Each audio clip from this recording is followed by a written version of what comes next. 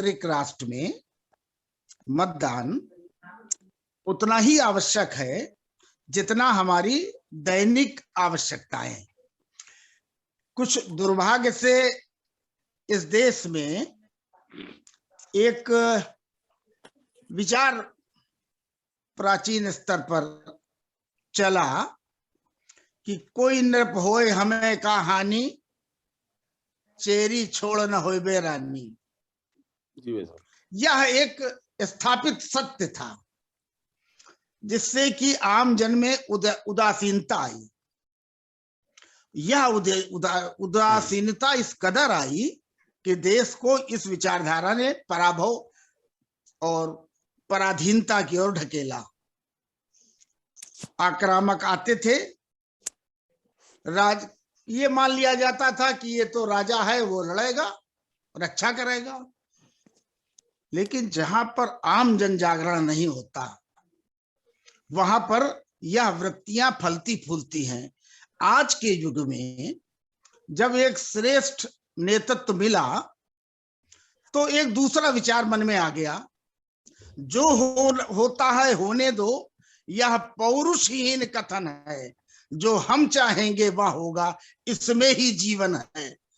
जब यह प्रेरणा कवियों के श्रेष्ठ वाणी को वरीयता मिली तो ये देश पुनः ऊंचाइयों को छू रहा है, नेतृत्व बढ़ चढ़ कर ऐसा अच्छा काम कर रहा है। दूसरी ओर इस देश को राष्ट्र बनने की ओर अग्रसारित कर रहा है।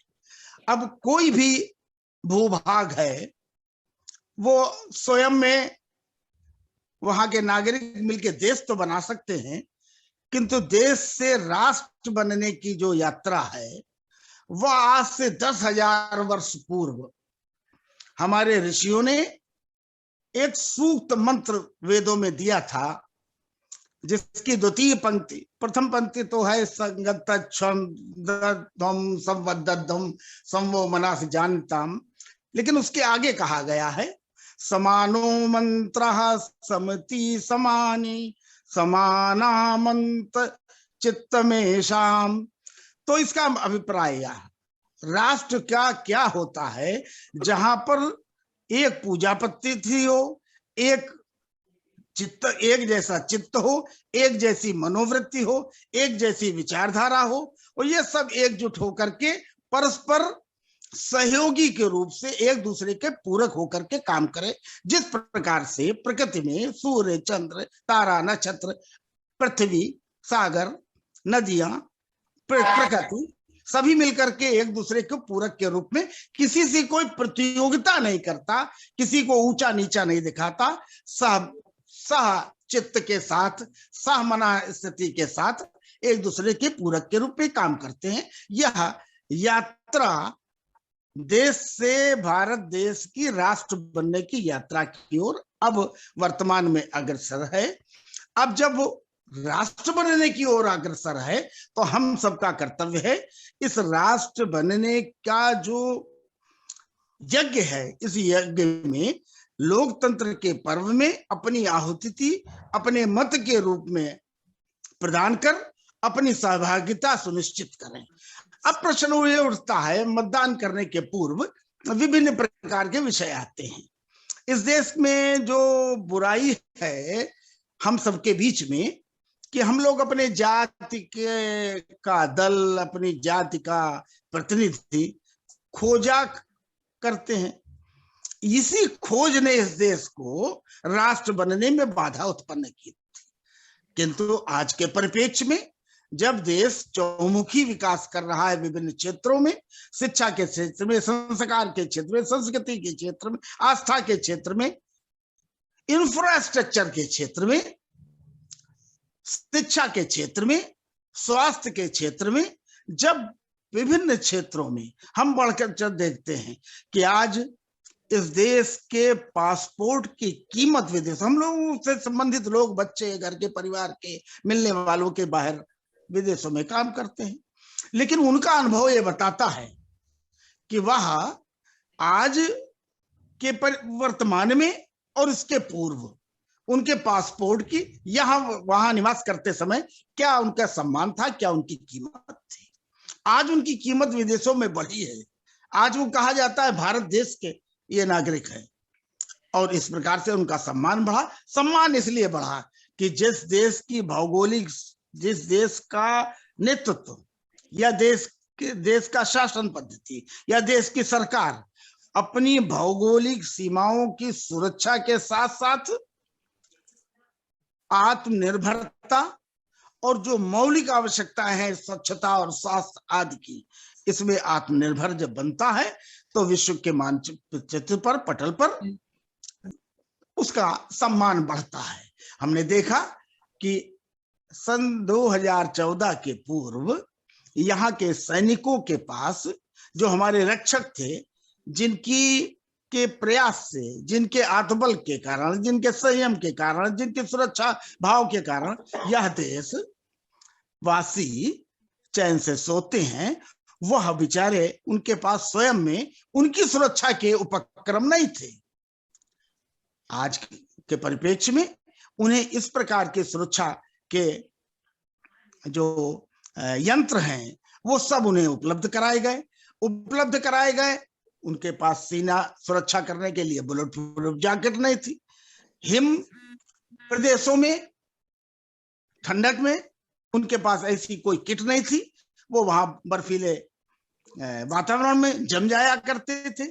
आज उनको विभिन्न प्रकार के आवागमन की सुविधाएं दी गई, उनके लिए मार्ग बनाए गए, टनल्स बनाई गई, लंबी यात्रा को छोटी यात्रा में बदला गया। इस प्रकार से वह आज, जब सैनिकों से, पूर्व सैनिकों से हम लोग चर्चा करते हैं बैठ करके, तो वहां बात ये सामने आती है कि उन्हें आज के वातावरण में अत्यंत आत्मसंतुष्टि है कि देश की सरकार उन्हें अपना अभिन्न अंग मानते हुए हमारी, उनकी भी सेवा सुरक्षा का सम्मान हो रहा है।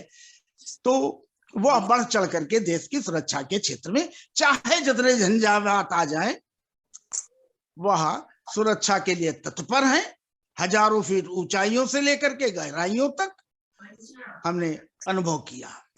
हमने दूसरे देश से आने वाले आक्रमणकारियों, आतंकवादियों, आतताइयों का भी उनके घर में घुस के उन्हें मारने का काम किया। देश का मनोबल बढ़ा है, मतदाताओं का भी मनोबल बढ़ा है। जो ये देखा हमने वर्तमान में कि वर्तमान जो सरकार है वह बिना भेदभाव के आम जन तक वह सभी संसाधन सुविधाएं, इतनी बड़ी कोविड महामारी का युग आया, विश्व के अंदर पहली इतनी बड़ी महामारी जो एक साथ पूरे विश्व को अपने चपेट में ले लिया। उस महामारी से मुकाबला करने के लिए देश में संसाधन नहीं थे। हमने पहला मास्क जो खरीदा था वह चाइनीज था, किंतु आज मास्क में इतनी आत्मनिर्भरता है कि देश के अंदर लाखों उद्यमी ने केवल मास्क का उत्पादन का कार्य प्रारंभ किया। 2 रुपए 3 रुपए से लेकर के 500 और 1000 रुपए तक के मास्क बाजार में आ गए। तो ये आत्मनिर्भरता, आज तो हर दुकानदार के पास जाइए तो दुकान पर जाके खड़े होइए तो कहे भैया आपने मास्क नहीं लगाया, ये लीजिए, लगा लीजिए। इस कदर मास्क का उत्पादन। इसी प्रकार से ऑक्सीजन की कमी पड़ी, ऑक्सीजन का इस कदर उत्पादन हुआ।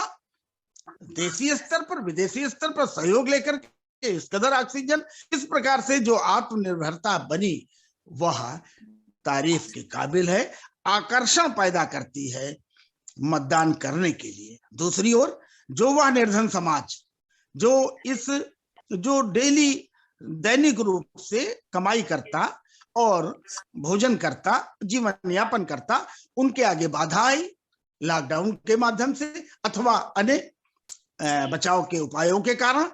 तो उस दौरान में भी सरकार ने और राष्ट्रीय स्वयंसेवक संघ और उनके आनुषंगिक संगठनों ने, खास तौर से हमने देखा जब हम लोग उन निर्धन बस्तियों में, सेवा बस्तियों में जा करके या चारबाग रेलवे स्टेशन पर या पलायन करने वाले मजदूरों के पास जब खाद्यान्न वितरण करते थे तो हम देखते थे कि ये राष्ट्रीय स्वयंसेवक संघ व उनके आनुषंगिक संगठन ही केवल वहां पर सेवा कार्य में लगे रहते थे, प्रतीत होते थे। कोई राजनीतिक दल वहां दिखाई नहीं देता था। भारतीय जनता पार्टी के कार्यकर्ता भी हम लोगों के साथ जुटे थे। ऐसे में एक यह आकर्षण समाज के अंदर पैदा हुआ है और समाज में भी एक जिज्ञासा पैदा हुई है, आखिर ये सेवा करने वाले लोग जो हमारे बीच में हैं, जो सरकार के माध्यम से हमें बिना पक्षपात के, हमारे पास झोपड़ी थी, मुझे आवास देते हैं, बिजली नहीं थी, 24 घंटा बिजली देते हैं, पानी की व्यवस्था करते हैं, जहां नल नहीं था वहां नल पहुंचाते हैं, तो आदि आदि। और जब भोजन की कमी पड़ी तो भोजन भी उपलब्ध कराते हैं। साथ में जो चूल्हे में तमाम धुआं, तमाम प्रदूषण के कारण महिलाओं को परेशानी होती थी, अस्थमा और आदि हार्ट पेशेंट और चेस्ट पेशेंट होते थे, उससे सुरक्षा के लिए वो धुआं विहीन उज्ज्वला गैस के माध्यम से उन्हें गैसों का कनेक्शन प्रदान करते हैं। इस प्रकार से, और ये बिना किसी भेदभाव के, इसमें न देखा गया कोई धर्म, न जाति, न निवासी, निष्पक्ष भाव से, बिना निरपेक्ष भाव से ये सब कुछ उपलब्ध कराया गया। ऐसे में हम सबका यह कर्तव्य है कि बढ़ चढ़ करके मतदान करें। मतदान पहला एक प्राथमिक आवश्यकता है, अपने विचारों के अनुरूप, अपनी जिज्ञासा के अनुरूप और अपनी इच्छाओं के अनुरूप, अपनी आवश्यकताओं की पूर्ति के अनुरूप अपनी एक ऐसा सरकार पुनः लाए जो हम सबकी आवश्यकताओं की पूर्ति कर सकती हो। तो इन आवश्यकताओं की पूर्ति जब हम विचार करते, चिंतन करते, मनन करते कि जो निरपेक्ष भाव से हमारी सेवा करता, तो हमें कोई दिखाई नहीं देता, सिवाय वर्तमान सरकार के, जिसने धर्म रक्षा के साथ साथ में हमारे स्व की रक्षा, हमारे आत्मा की रक्षा, हमारे आत्मबल व पौरुष बढ़ाने के क्षेत्र में जो श्रेष्ठ कर योगदान दिया है। इसलिए हम सबका कर्तव्य है कि वर्तमान सरकार को पुनः स्थापित करने के लिए अधिक से अधिक संख्या में मतदान करें। अधिक संख्या में मतदान इसलिए आवश्यक है कि हमने पश्चिम बंगाल का उदाहरण हमारे सामने है। पश्चिम बंगाल में जिस समय पर चुनाव अभियान चला, लगता था मीडिया के माध्यम से, इलेक्ट्रॉनिक मीडिया के माध्यम से, मैसेजेस के माध्यम से, संदेश व्हाट्सएप के माध्यम से हम देखा करते थे कि वहां पर लगता है कि भारतीय जनता पार्टी का या राष्ट्रवादी सरकार का सैलाब आने वाला है, लेकिन परिणाम प्रतिकूल आए।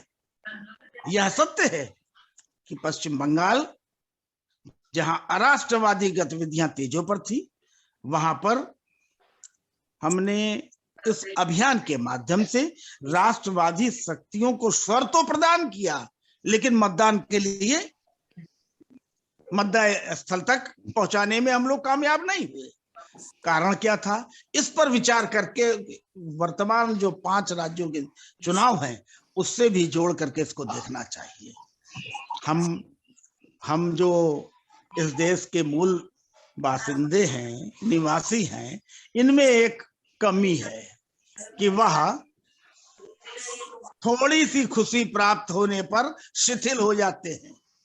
हमने जब पश्चिम बंगाल की वेव देखा तो हम लोग आप संतुष्ट हो गए, हम तो जीत ही रहे हैं। सब इसी बात को मैं आगे बढ़ाते हुए मैं भूपेश चंद्र जी से पूछूंगा कि बंगाल की चुनाव